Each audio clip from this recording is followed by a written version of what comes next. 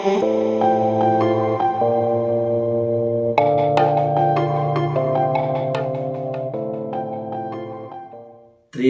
ദൈവത്തിന് മഹത്വം ഉണ്ടായിരിക്കട്ടെ. വീണ്ടും പ്രഭാതത്തിലേക്ക് അവർക്കും സ്വാഗതം.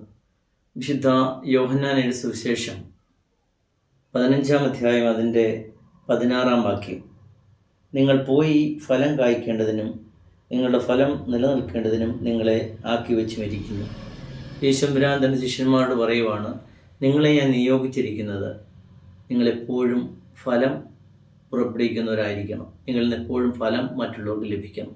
നമ്മളെ ഓരോരുത്തരെയും ദൈവം ഈ ലോകത്തിലാക്കി വെച്ചിരിക്കുന്നത് നമ്മളെപ്പോഴും നല്ല ഫലം കായ്ക്കുന്നവരായി നിലനിൽക്കേണ്ടതിനാണ്, എന്നും നിലനിൽക്കേണ്ടതിനാണ്. നമ്മൾ ഒരു ക്രിസ്ത്യാനി എന്ന നിലയിൽ, ഒരു വീണ്ടും ജനിച്ച ഒരു ദൈവ പൈതൽ എന്ന നിലയിൽ നമ്മളിൽ നിന്ന് എപ്പോഴും ദൈവം ആഗ്രഹിക്കുന്നത് നമ്മൾ മറ്റുള്ളവർക്ക് ആശ്രയമായി, ആശ്വാസമായി ഫലം പുറപ്പെടുവിക്കുന്നവരായിരിക്കണം എന്നാണ്. അതുകൊണ്ടാണ് നമുക്കെല്ലാവർക്കും ഈ ലോകത്ത് ജീവിക്കുമ്പോൾ നമുക്കെല്ലാവർക്കും ദൈവം ഓരോ നിയോഗം തന്നിട്ടുണ്ട്. നമ്മൾ ആയിരിക്കുന്ന സാഹചര്യങ്ങളിൽ, എങ്ങനെയാണോ സാഹചര്യങ്ങൾ, അവിടെ നിന്ന് നമുക്ക് ചെയ്യാവുന്ന, നമ്മളിൽ നിന്ന് പുറപ്പെടുവിക്കാവുന്ന ഫലം, ഒരു വാക്കുണ്ടെങ്കിൽ വാക്കുകൊണ്ട്, നമ്മുടെ ആരോഗ്യം കൊണ്ടെങ്കിൽ ആരോഗ്യം കൊണ്ട്, നമ്മുടെ സമ്പത്ത് ഉണ്ടെങ്കിൽ സമ്പത്ത് കൊണ്ട്, അവിടെ നിന്നൊക്കെ മറ്റുള്ളവർക്ക് ഉപകാരപ്രദമായ രീതിയിൽ ഒരു ഫലം കഴിച്ച് എങ്ങനെയാണ് നമ്മുടെ മനസ്സിനും തണുപ്പിക്കുന്ന, ആശ്വാസം കിട്ടുന്നത്, അതേ രീതിയിൽ നമ്മളിൽ നിന്ന് ഒരു ഫലം പുറപ്പെടുവിക്കുവാൻ കഴിയും. അത് സമൂഹത്തിനും സഭയ്ക്കും ഇടവകയ്ക്കും എല്ലാവർക്കും പ്രയോജനപ്പെടുന്ന രീതിയിൽ നമ്മളിൽ നിന്ന് ഫലം പുറപ്പെടുവിക്കുവാനാണ് ദൈവം നമ്മെ ഈ ലോകത്തിൽ ആക്കി വെച്ചിരിക്കുന്ന ബോധ്യം നമുക്ക് എപ്പോഴും ഉണ്ടാകണം.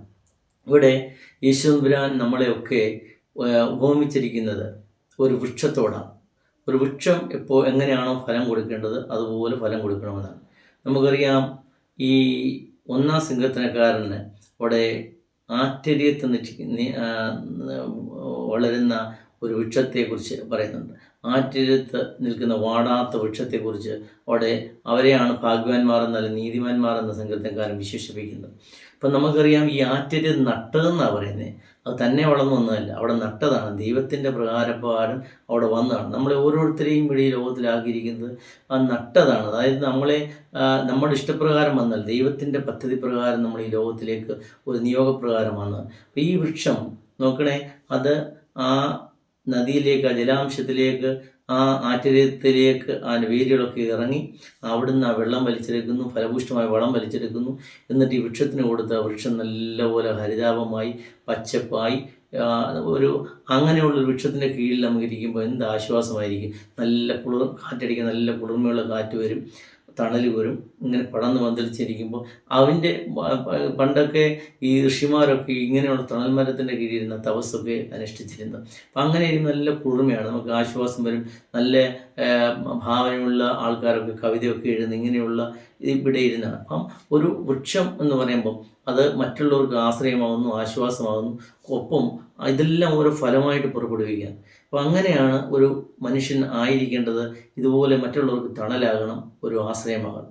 നമുക്കറിയാം, യേശുമ്പുരാന് ഒരു അത്തിവൃക്ഷത്തിനെ കുറിച്ച് പറയുന്നുണ്ട്. അതായത് ഒരു ഇലയുള്ള ഒരു അത്തിവൃക്ഷം കണ്ടു യേശുമ്പുരാന് വിശക്കുമ്പോൾ ദൂരേന്ന് ഒരു അത്തിവൃക്ഷം കാണുന്നുണ്ട്. അത് ഇലയുള്ള ഒരു അത്തിവൃക്ഷം, നല്ലപോലെ പടർന്ന് പന്തലിച്ച് നിൽക്കുകയാണ്. അവിടേക്ക് വരുമ്പോൾ യേശുമ്പുരാൻ അതിൽ ഫലം കാണുന്നില്ല. അപ്പോൾ ആ ഫലം കാണാതെ വരുമ്പോൾ ആ യേശുമ്പുരാൻ ആ അത്തിവൃക്ഷത്തെ ശപിക്കുന്നുണ്ട്. അവിടെ പ്രത്യേകം പറയുന്നുണ്ട്, അത് അത്തിപ്പഴത്തിൻ്റെ കാലമല്ലായിരുന്നു. ഒന്ന് ആലോചിക്കണേ, ഒരു അത്തിപ്പഴത്തിൻ്റെ കാലമല്ലാതിരിക്കുന്ന സമയത്ത്, ഒരു പഴത്തിൻ്റെ സീസൺ അല്ലാത്ത സമയത്ത് യേശുമ്പുരാൻ വന്ന് ഫലം അന്വേഷിക്കുവാൻ യേശുമ്പുരാൻ അത്ര മണ്ടനാണ്. അപ്പം അവിടെ യേശുമ്പുരാൻ പറയുന്ന വൃക്ഷം എന്ന് പറയുന്നത്, ആ അത്തിവൃക്ഷം എന്ന് പറയുന്നത് മനുഷ്യനാകുന്ന, നാമാകുന്ന ആ വൃക്ഷത്തെക്കുറിച്ചാണ് പറയുന്നത്. കാരണം മനുഷ്യന് മാത്രമേ എപ്പോഴും ഫലം പുറപ്പെടുവിക്കുവാൻ കഴിയുള്ളൂ. ഈ ലോകത്തിൽ ദൈവം എല്ലാത്തിനെയും സൃഷ്ടിച്ചു, എന്നാൽ മനുഷ്യന് മാത്രമേ പുഞ്ചിരിക്കുവാനുള്ള കഴിവ്, ചിന്തിക്കുവാനുള്ള കഴിവ്, സംസാരിക്കുവാനുള്ള കഴിവ്, വിവേചനം, അതായത് തിരിച്ചറിയാനുള്ള കഴിവ്, ഇതൊക്കെ മനുഷ്യന് മാത്രമേ തന്നിട്ടുള്ളൂ. കാരണം ഈ മനുഷ്യനെയാണ് ഈ ലോകത്തിന് ഒരു പരിചാരകനായിട്ട്, ഒരു വേലക്കാരനായി നമ്മളെയൊക്കെ ആക്കി വെച്ചിരിക്കുകയാണ്. മറ്റുള്ളവർക്ക് സഹായത്തിനായി, അത് സഹജീവികളാകാം, നമ്മുടെ സഹപ്രവർത്തകരാകാം, നമ്മുടെ സഹോദരങ്ങളാകാം, എല്ലാവർക്കും ഓരോരുത്തരും അന്യോന്യം ഒരു ഫലം കായ്ക്കുന്നവരായിരിക്കുമ്പോഴാണ് എല്ലാവരും അന്യോന്യം ദൈവത്തെ അനുഭവിച്ചറിയുന്ന കാലം അത്. അപ്പോൾ അവിടെ പറയുന്നുണ്ട്, പ്രത്യേകം ഫലം കായ്ക്കാഞ്ഞുകൊണ്ട് ഫലം കിട്ടാഞ്ഞതുകൊണ്ട് ദൈവം ശപിച്ചു എന്ന് പറയുന്നുണ്ട്. അപ്പം എപ്പോഴും ഫലം പുറപ്പെടുവിക്കുന്ന നമ്മളിലേക്ക് ഈശ്വരൻ വല്ലപ്പോഴും ഒക്കെ വരും, നമ്മളെ ഒന്ന് നോക്കും. നമ്മൾ നോക്കുമ്പം ഈ അനുഭവം വരും, ശപിക്കുന്ന അനുഭവം വരും. നമ്മളിൽ നിന്ന് ഈശ്വരൻ പ്രതീക്ഷിക്കുന്ന രീതിയിൽ ഈശ്വരൻ നമ്മളെ ഏതിനു വേണ്ടി ആക്കി വെച്ചിരിക്കുന്നു, എപ്പോഴും ഫലം പുറപ്പെടുവിക്കുവാനായിട്ട് ഇവിടെ ആക്കി വെച്ചിരിക്കുകയാണ്. നമ്മളിൽ നിന്ന് ആ ഫലം കണ്ടില്ലെങ്കിൽ ഈശ്വരനെ ഇടയ്ക്ക് വന്ന് നോക്കും, അപ്പോൾ നമ്മളെ ശപിക്കും, അത് വാടിക്കരിഞ്ഞു പോകും. അപ്പം അങ്ങനെ ഒരു മുരൾച്ച നമ്മുടെ ജീവിതത്തിൽ വരാനിരിക്കുവാനായിട്ട് എപ്പോഴും നമുക്ക് ഫലം പുറപ്പെടുവിച്ചുകൊണ്ടിരിക്കണം. അത് അനുയോജ്യമായ ഫലം, ഏത് സാഹചര്യത്തിനും അനുയോജ്യമായ ഒരു ഫലം നമ്മൾ പുറപ്പെടുവിക്കാൻ കഴിയണം. അതായത് നമ്മൾ കഷ്ടതയിലും പ്രയാസത്തിലുമാണെങ്കിൽ അവിടെ നമുക്ക് പുറപ്പെടുവിക്കേണ്ട ഫലം സഹനത്തിൻ്റെ ഫലമാണ്. അല്ലെങ്കിൽ നമ്മൾക്ക് പരിശോധനയുടെ അനുഭവം വരാം, നമുക്ക് അഗ്നി പരിശോധനയുടെ അനുഭവം വരാം, തീയിൽ കൂടി പോകേണ്ടുന്ന അല്ലെങ്കിൽ അതുപോലത്തുള്ള അനുഭവങ്ങൾ വരാം. അവിടെ നമുക്ക് വേണ്ടത് വിശ്വാസം എന്ന ഫലമാണ്. അല്ലെങ്കിൽ ഈ ലോകത്തിൻ്റെതായ പ്രലോഭനങ്ങൾ നമ്മളെ മാടി വിളിക്കും, തിന്മകൾ മാടി വിളിക്കും, അല്ലെങ്കിൽ ജഡീകമോഹങ്ങൾ അല്ലെങ്കിൽ ലോകപ്രതാപങ്ങളൊക്കെ നമ്മളെ മാടി വിളിച്ചിട്ട്, അല്ലെങ്കിൽ ജഡീകമായ മോഹങ്ങൾ നമ്മളെ മാടി വിളിക്കുമ്പോൾ അവിടെ നമുക്ക് വേണ്ടത് ഇന്ദ്രിയജയമാണ്. നമുക്കറിയാം ഇന്നത്തെ ലോകത്ത് ഇങ്ങനെയൊക്കെ മാടി വിളിച്ചാണ് ഓരോരുത്തരും ശപിക്കപ്പെടുന്ന അനുഭവത്തിലേക്കും കത്തിക്കരിയുന്ന അനുഭവത്തിലേക്കൊക്കെ പോകുന്നത്. അപ്പം അവിടെയൊക്കെ നമുക്ക് വേണ്ട ഫലം പുറപ്പിക്കേണ്ട ഫലം എന്ന് പറഞ്ഞാൽ ആത്മീയമായ അല്ലെങ്കിൽ ഇന്ദ്രിയ ശക്തിയാണ്.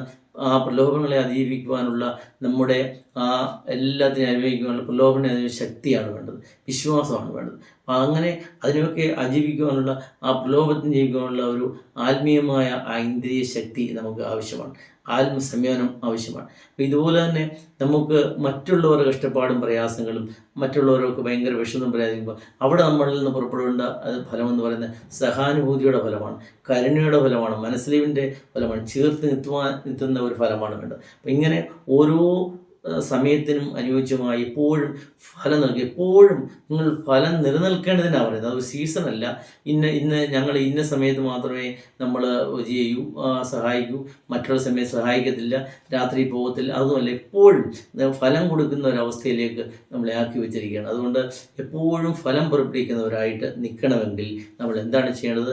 ആശ്ചര്യത്തെ നട്ടവൃക്ഷമാണ് നമ്മൾ. ആശ്ചര്യം നടുക എന്ന് പറയുന്നത് നമ്മൾ ഈ നല്ല ജലാംശം, നമ്മൾ ആത്മീയ ജീവിതത്തിന് വേണ്ടതായ പ്രാർത്ഥന എന്ന വളം, അല്ലെങ്കിൽ വചനമെന്ന വെള്ളം, അല്ലെങ്കിൽ കൂട്ടായ്മ, കൂദാശ, കുർബാന, ഇതൊക്കെ ആത്മീയ വളങ്ങളും വെള്ളങ്ങളും ഒക്കെയാണ്. അതൊക്കെ വലിച്ചെടുക്കുവാൻ നമുക്ക് കഴിയണം. പള്ളിയും പട്ടക്കാരോടും ചേർന്ന് ജീവിക്കുവാൻ, നമ്മുടെ സഭയോട് ചേർന്ന് ജീവിക്കുവാൻ, കൂട്ടായ്മ ആചരിക്കുവാൻ ഒക്കെ കഴിയുമ്പോഴാണ് നമ്മൾ ഈ ആറ്റരീത്ത് നട്ടുന്ന വൃക്ഷം പോലെ നമ്മൾ ഹരിതാപമാകുന്നത്. അതുകൊണ്ട് മനുഷ്യൻ എന്ന നിലയിൽ ദൈവം നമ്മളെ ആക്കി വെച്ചിരിക്കുന്നത്, ഒരു ദൈവീയ പൈതൽ നമ്മളെ ആക്കി വെച്ചിരിക്കുന്നത് എപ്പോഴും ഫലം പുറപ്പെടുവിക്കുവാനാണ്. നമുക്ക് ചില നിയോഗങ്ങളുണ്ട്, ആ നിയോഗത്തിന് ജീവിക്കുവാൻ, നല്ല ഫലം പുറപ്പെടുവിക്കുവാൻ നമുക്ക് കഴിയട്ടെ. ദൈവത്തിൻ്റെ പരിശുദ്ധാത്മാവ് സഹായിക്കട്ടെ എന്ന് പ്രാർത്ഥിക്കുന്നു. ദൈവം നമ്മെ സമർത്ഥമായി അനുഗ്രഹിക്കട്ടെ.